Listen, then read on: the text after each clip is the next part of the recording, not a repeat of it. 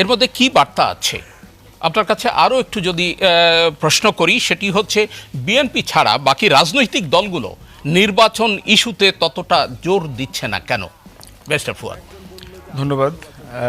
বাংলাদেশে গত বছর যে গণ অভ্যুত্থান হয়ে গেছে, মোটা দাগে এই গণ অভ্যুত্থানের স্টেক হোল্ডার হচ্ছে দুইটা পার্টি। একদিকে হচ্ছে যে আপনার রাজনৈতিক দলগুলো যারা গত 16 বছর থেকে আওয়ামী ফ্যাসিবাদ বিরোধী আন্দোলন, লড়াই, সংগ্রাম করেছে, ভোট, গণতন্ত্র, নির্বাচন নিয়ে কথা বলেছে। সেখানে বিএনপি আছে, জামাত, এবি পার্টি, সবাই যার যার জায়গা থেকে ক্ষুদ্র বড় বৃহত্তর অবদান রেখেছে। দ্বিতীয় বড় অংশীদার হচ্ছে ছাত্ররা, যারা জুন, জুলাই, আগস্টে গত বছর বৈষম্য বিরোধী ছাত্র আন্দোলনের ব্যানারে লাখে লাখে রাস্তায় নেমে এসছে এবং তারা নতুন করে এই রাষ্ট্রকে বদলানোর জন্য এজেন্ডা দিয়েছে। এবং দেখবেন যে দুইজন অংশীদারের ভিন্ন ভিন্ন আকাঙ্ক্ষা আছে। পলিটিক্যাল পার্টিগুলোর বড় আকাঙ্ক্ষা হচ্ছে ভোট, গণতন্ত্র, নির্বাচন, এইটা। কিন্তু আপনি যদি তরুণদের আকাঙ্ক্ষাগুলো দেখেন, তারা তাদের বক্তব্য দেয়ালে দেয়ালে কি লেখা হয়েছে। আমি যেহেতু রাজনৈতিক কারণে সারা বাংলাদেশে সফর করি, আমি সারা বাংলাদেশেরই দেয়াল লিখনগুলো পড়বার চেষ্টা করি এবং খুব মিল ঢাকার দেয়াল লিখনের সাথে চিটাগংয়ের অথবা কুড়িগ্রামের অথবা নীলফামারীর অথবা বরিশালের প্রত্যেকটা দেয়াল লিখন যেন কেন অভূতপূর্ব মিল। তো বোঝা যাচ্ছে যে আমার বিচার দরকার এবং আমার নির্বাচনও দরকার। এই পুরোটা মিলে হচ্ছে অন্তর্বর্তীকালীন সরকারের ম্যান্ডেট।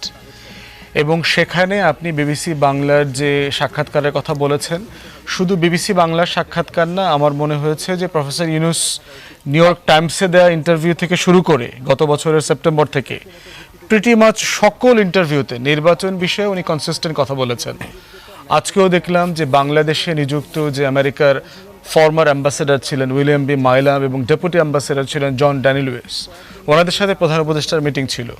সেখানে কিন্তু উনি একই কথা বলেছেন যে ডিসেম্বর থেকে আগামী বছরের জুন মাসের মধ্যে নির্বাচন হবে। কিসের ভিত্তিতে এটা ডিসাইড করব হচ্ছে রাজনৈতিক দল অংশীজনরা কতটুকু সংস্কার চায় তার উপরে ভিত্তি করে দিন, তারিখ, সময়, মাস নির্ধারিত হবে।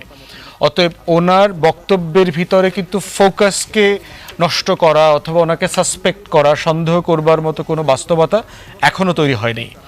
এবং এরই মধ্যে আমরা দেখলাম যে আজকে রাজনৈতিক দলগতবতায় এবং ওই যে দুজন সাবেক কূটনীতিকদের সাথে আজকে মিট করলেন, সেখানে কিন্তু প্রফেসর ইউনুস বলেছেন যে জুলাই চার্টার হবে।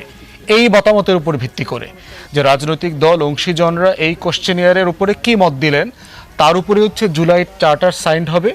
যতটুকু সম্ভব তিনি করে যাবেন, বাকিটা পরবর্তী রাজনৈতিক সরকার করবে। তো সেইখানে স্পেসিফিকলি শুধু বিবিসি বাংলা না, আমার কাছে মনে হয়েছে সাসপেক্ট করবার মতো অথবা শঙ্কিত হবার মতো কোনো সাক্ষাৎকার, বক্তব্য প্রধান উপদেষ্টার কাছ থেকে এখনও আসে নাই। এই জন্য আমরা আশাবাদী যে উনি ঐক্যমতের ব্যাপারে খুবই সিরিয়াস, উনি ভেরি প্র্যাগম্যাটিক, সবার সাথে আলোচনা করে পরামর্শ করে উনি সিদ্ধান্ত নেবেন এবং ঐক্যমতের ভিত্তিতেই উনি যতটুকু সম্ভব সংস্কার করবেন, বাকিটা সেই জুলাই চার্টারের মধ্যে থাকবে।